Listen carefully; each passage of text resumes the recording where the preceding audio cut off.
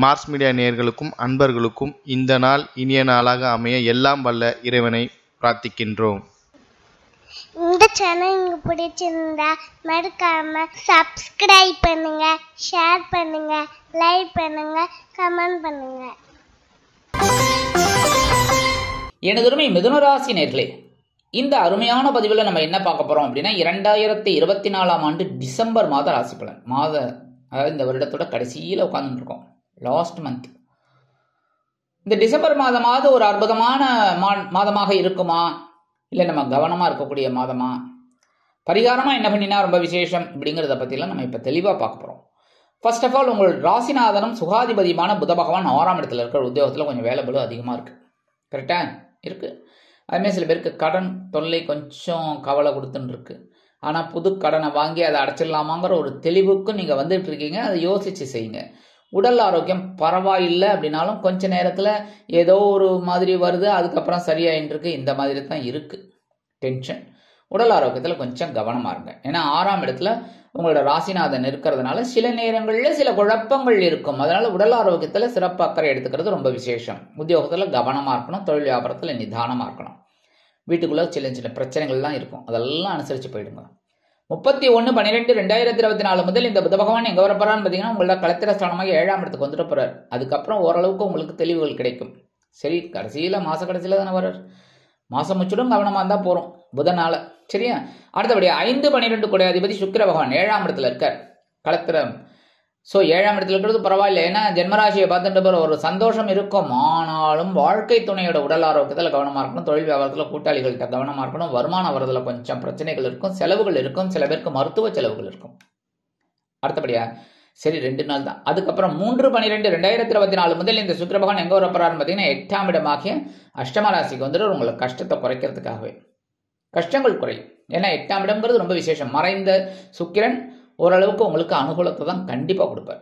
எடுக்கிற காரியங்களில், உத்தியோகத்தில், தொழில் வியாபாரத்தில் எல்லாத்துலேயுமே. அதேமாதிரி இந்த நேரத்தில் விலை உயர்ந்த பொருளை வாங்கக்கூடிய ஒரு வாய்ப்பும் உண்டாகும். கணவன் மனைவி பிரச்சனை தீரும். திருமணமாகாதவர்களுக்கு திருமண யோகம் உண்டாகும்.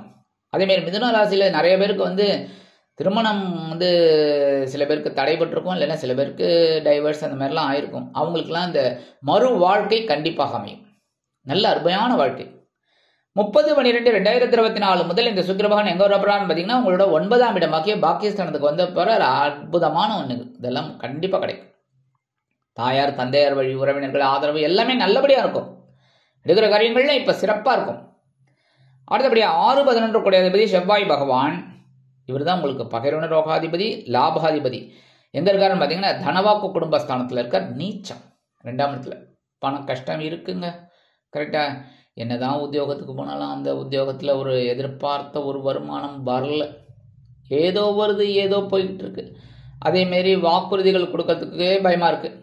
கொடுத்தா நம்மளால் செய்ய முடியுமாங்கிற ஒரு டென்ஷன். ஏன்னா நீச்சம். அதே சமயம் 3/12/2024 முதல் அவரே வக்ரகதி அடைகிறார். ஸோ எல்லா விஷயத்துலையும் கவனமாக இருக்கணும். உத்தியோகத்தில் நிதானமாக என்ன வேலை உங்களுக்கோ அந்த வேலையை மட்டும் கரெக்டாக வருங்க. அடுத்தவங்க விஷயத்துலலாம் தலையிடாதீங்க. பக்கத்தில் இருக்கிறவங்க என்ன வேணாலும் பண்ணிட்டு போட்டோம், அதை பற்றி கவலைப்படாதீங்க. நீங்கள் உங்கள் வேலையை மட்டும் பாருங்க. சரியா? அதேமாரி அவங்களுக்கு உதவி செய்ய போகிறேன்னு சொல்லிட்டு உங்கள் வேலையை ஓட்ட விட்டிங்கன்னா அது கரெக்டான கஷ்டம். அதனால் அவங்களுக்கு செய்கிறது செஞ்சு கொடுங்க, அது நான் வேண்டாம்னு சொல்ல மாட்டேன். ஆனால் உங்கள் வேலையை நீங்கள் கரெக்டாக பண்ணிக்கோங்க. சரியா? அதேமாரி தொழில் வியாபாரத்தில் நிதானமாக இருங்கோ. அப்போ தான் லாபம் வரும். ஏன்னா லாபாதிபதி நீச்சம் அடைஞ்சிருக்கார். ஸோ லாபம் வரணும். அதுமாதிரி உத்தியோகத்தில் ஒரு பதவி உயர்வு, சம்பள உயர்வு அதெல்லாம் ஆட்டோமேட்டிக்காக வரணும்ல. அதனால கவனமாக இருக்கணும். அந்த நேரத்தில் உடல் ஆரோக்கியத்திலும் கவனமாக இருக்கணும். உத்தியோகத்தில் பகைமை அதிகரிக்கலாம். அதனால தான் சொன்னேன், பக்கத்து வீட்டுக்காரன், அதாவது பக்கத்து சீட்டுக்காரன் என்ன சாப்பிட்றானோ என்ன பண்ணுறானோ என்ன வேணாலும் உத்தியோகம் பார்த்துக்கிட்டோம், நீங்கள் கவலைப்படாதீங்க. சரியா? அடுத்தபடியாக இந்த நேரத்தில் கடன் சுமை அதிகரிக்கலாம். அதனால் கடன் கரெக்டாக வட்டி கிட்டி கட்டணும்னா கரெக்டாக கட்டிடுங்கோ. சரியா? அந்த மாதிரிலாம் பண்ணினா ரொம்ப விசேஷம். சீருடை பணியாளர்களாக காவல், ராணுவம், தீயணைப்புத்துறை, மருத்துவத்துறையில் வேலை பார்க்கும் அன்பர்களுக்கு எதிர்பார்க்கும் இடமாற்றம், பதவி மாற்றம், பதவி உயர்வு, சம்பள உயர்வு சற்று காலதாமதமாக்கி பிறகு நிறைவேறும். அடுத்தபடியா சகாயாதிபதி சூரிய பகவான் 6ஆம் இடத்துல இருக்கார். அற்புதம். இவர் இருக்கிறது ரொம்ப விசேஷம். ஏன்னா சூரிய பகவான் 3ஆம் இடத்து அதிபதி 6ஆம் இடத்துல இருக்கிறது ரொம்ப ரொம்ப விசேஷம். பகைமை மறையும். எப்படி நான் ஏற்கனவே சொன்ன பாருங்க, உங்கள் வேலையை நீங்கள் கரெக்டாக பண்ணினீங்கல்ல, அவ்வளோதான். உத்தியோகம் சிறப்படையும். கடனை கரெக்டாக அடைச்சிட்டிங்கன்னா கடன் சுமை குறையும். இதெல்லாம் லாஜிக், நான் சொல்ல வேண்டிய அவசியமே இல்லை. கண்டிப்பாக கரெக்டாக ஒன்றும் இல்லை, பேங்க்கில் கொண்டு போய் நம்ம 2000 ரூபாய் டெபாசிட் பண்ணோம்னா கிரெடிட் ஆகிடும் ஆட்டோமேட்டிக்காக. அதே 2000 ரூபாய் நம்ம எடுத்தோம்னா டெபிட் ஆகிடும். இவ்வளோதான், இதெல்லாம் ஒன்றும் இல்லை. ஆனால் அது எதுக்காக எடுக்கிறோம், எதுக்காக போடுறது பிரச்சனையே இல்லை. எவ்வளோ நாளும் சேவிங்ஸ் இருந்துட்டு போட்டோம். ஆனால் எடுக்கிற போது ஜாக்கிரதையாக இருக்கணும். அதனால தான் கடன் வாங்கும்போது கவனமாக இருக்கணும், கொடுக்கும்போது நிதானமாக கரெக்டாக அழகாக அந்த டேட்டுக்கு கொடுத்துடணும். இந்த நேரத்தில் உங்களுக்கு உடல் ஆரோக்கியம் சிறப்படையும். முயற்சிகள் வெற்றி அடையக்கூடிய ஒரு காலகட்டம் உங்களோட முயற்சிகள். அதேமாரி இளைய உடன்பிறப்புகள் உங்களுக்கு அனுகூலமாக இருப்பாங்க. அதெல்லாம் பெரிய பாக்கியம். 16/12/2024 முதல் இந்த சூரிய பகவான் 7ஆம் இடமாகிய களத்திரஸ்தானத்துக்கு வந்துடுறார். உடல் ஆரோக்கியத்தில் கவனமாக இருக்கணும். வாழ்க்கை துணையோட உடல் ஆரோக்கியத்தில் கவனமாக இருக்கணும். கணவன் மனைவி கிடையாது சிறு சிறு அபிப்பிராய பேதங்கள் இருக்கலாம். அதெல்லாம் குடும்ப ஒற்றுமை கருதி அனுசரித்து நடந்து கொள்வது உச்சிதம். அதேமாரி உத்தியோகத்தில் தொழில் வியாபாரத்தில் கூட்டாளிகளுக்கெல்லாம் கொஞ்சம் அனுகூலமாக நடந்துக்கிறது ரொம்ப விசேஷம். 7-10 அதிபதி குரு பகவான் விரயஸ்தானத்தில் இருக்கார். வக்ரகதியில் இருக்கார். அதனால விரயஸ்தானத்தில் வக்ரகதியில் இருக்கிறதுனால ஓரளவுக்கு உங்களுக்கு செலவுகள் கட்டுப்படும். உடல் ஆரோக்கியத்தில் கவனமாக இருக்கும். சில பேருக்கு பயணங்கள் ஏற்படும். அந்த பயணங்களின் மூலம் உங்களுக்கு வாழ்க்கை அருமையாக அமையும். சில பேருக்கு எதிர்பாராத வெளியூர் அல்லது வெளிநாட்டு பயணங்கள் உண்டாகும். எதிர்பாராத தனவரவு கிடைப்பதற்கு வாய்ப்புகள் உள்ளது. அதேமாதிரி களத்திரத்தின் மூலமாக சில சொத்துக்கள் உங்கள் கைக்கு வரத்துக்கு வாய்ப்புகள் இருக்கு. தொழில் வியாபாரத்தை அபிவிருத்தி செய்து மேலும் மேலும் மேலும் முன்னேற வேண்டும் என்ற எண்ணம் உங்களுக்கு உண்டாகும். இருந்தாலும் இந்த குருவோட பார்வைன்னு பார்த்தீங்கன்னா சூப்பராக உங்கள் சுகஸ்தானத்தை பார்க்குற, சுகத்துக்கு எந்த பிரச்சனையும் இல்லை. அது மாதிரி ஜாலியாக போயிட்டு இருப்பீங்க. சரியா? அடுத்தபடியாக பகைரோன ரோகஸ்தானமாக 6ஆம் இடத்தை பார்க்குற 7ஆம் பார்வையாக சூப்பராக உத்தியோகத்தில் நீங்கள் வேலை செஞ்சுட்டு தான் இருப்பீர்கள். அந்த வேலைக்கு உண்டான உயர்வுகள் அதெல்லாம் கிடைக்கும். தொழில் வியாபாரம் நல்லபடியாக இருக்கும். உடல் ஆரோக்கியம் நல்லபடியாக இருக்கும். அடுத்தபடியாக 9ஆம் பார்வை உங்கள் அஷ்டமராசியை பார்க்குறாரு. அஷ்டமராசியை பார்க்குறதுனா உங்களுக்கு கஷ்டங்கள் எல்லாம் கொஞ்சம் கொஞ்சம் குறைச்சி சில பிரச்சனைகளை கொடுத்தாலும் அந்த கஷ்டத்தை நிவர்த்தி பண்ணுற வேலையும் அவரே பண்ணிடுவார். அடுத்தபடியாக 8-9 அதிபதி சனீஸ்வரன் பாக்கியஸ்தானத்தில் இருக்கார். அப்பா 9ஆம் இடத்துல இருக்கிறது ரொம்ப விசேஷம். முடிஞ்சது. அந்த வக்ரம் இருக்கும்போது ரொம்ப கஷ்டப்பட்டீங்க. கரெக்டாக டென்ஷன் உத்தியோகத்தில் எல்லா விஷயத்துலையுமே. ஆனால் இப்போ வக்ர நிவர்த்தியாக ஜம்முன்னு இருக்கார் 9ஆம் இடம். அதனால தந்தையார் வழி உறவினர்கள் இவங்கெல்லாம் ஆதரவாக இருப்பாங்க. உடல் ஆரோக்கியம் சிறப்படையும். வீண் பழி அவமானங்கள் இதெல்லாம் குறையும். பாக்கியத்தை அனுபவிக்கக்கூடிய ஒரு வாய்ப்பும் உங்களை தேடி வரும். சில பேருக்கு வீடு மனை வாகனம் இதெல்லாம் வாங்கக்கூடிய ஒரு பாக்கியமும் கண்டிப்பாக கிடைக்கும். அடுத்தபடியாக 3ஆம் பார்வை உங்கள் லாபஸ்தானத்தை பார்க்குறாரு. சில நேரங்களில் லாபத்தை கட் பண்ணுறாரு. ஆனால் நீங்கள் உழைங்க, அந்த உழைப்பு வீண் போகாது. ஏன்னா உழைப்புங்கிறது சனி பகவானுக்கு ரொம்ப பிடிக்கும். அதனால் லாபம் வரும்.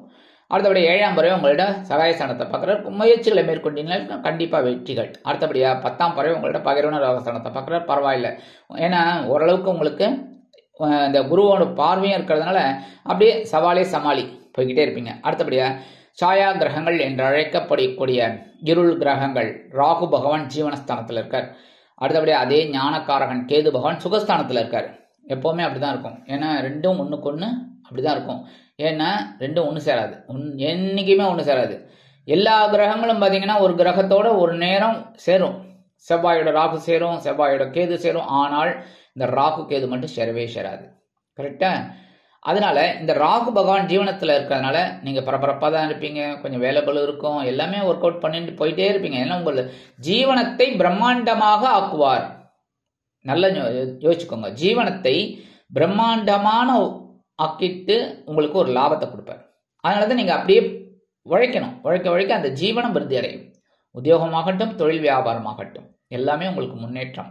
இந்த நேரத்தில் உடல் ஆரோக்கியத்தில் கவனமாக இருங்க. ஆனால் இந்த வெளியூர் இல்லைன்னா வெளிநாடு போய் படிக்கணும்னு நினைக்கிற குழந்தைகளுக்கெல்லாம் தாராளமான ஒரு முன்னேற்றம் கண்டிப்பாக வந்து சேரும். அடுத்தபடி ஞானக்காரகன் சுகஸ்தானத்தில் இருக்கார்.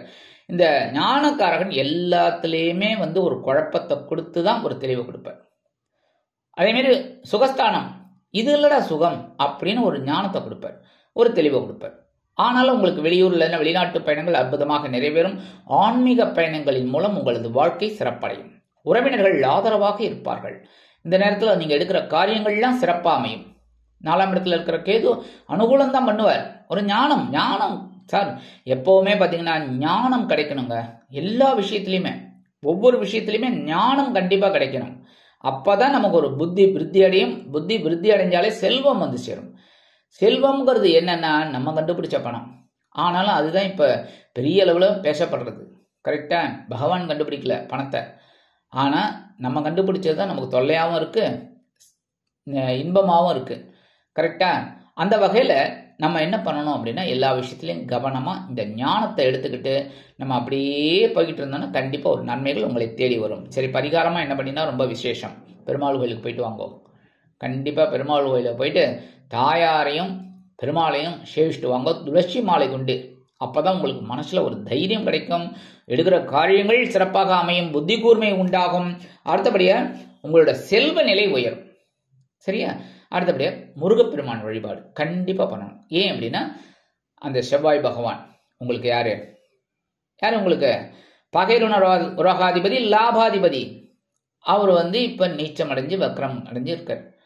ஸோ கொஞ்சம் உங்களுக்கு சில பிரச்சனைகள் மறையணும், குறையணும், நல்ல விதமான ஒரு முன்னேற்றம் வரணும் அப்படின்னா கண்டிப்பாக செவ்வாய்க்கிழமை முருகன் கோயிலுக்கு போயிட்டு வள்ளி தேவசேனா சமேத எம்பெருமான் முருகப்பெருமானுக்கு செவ்வரளி மாலை கொண்டு அல்லது சிகப்பு மலர்களை கொண்டு வழிபாடு செய்து நெய் தீபம் ஏற்றி கும்பிட்டுட்டு வாங்கோ. கண்டிப்பாக உங்களுக்கு ஒரு பிரச்சனை குறையறதுக்கு ஒரு வகை வாய்ப்புகள் உங்களை தேடி வரும், உங்களோட பிரச்சனைகள் மறையும். சரியா?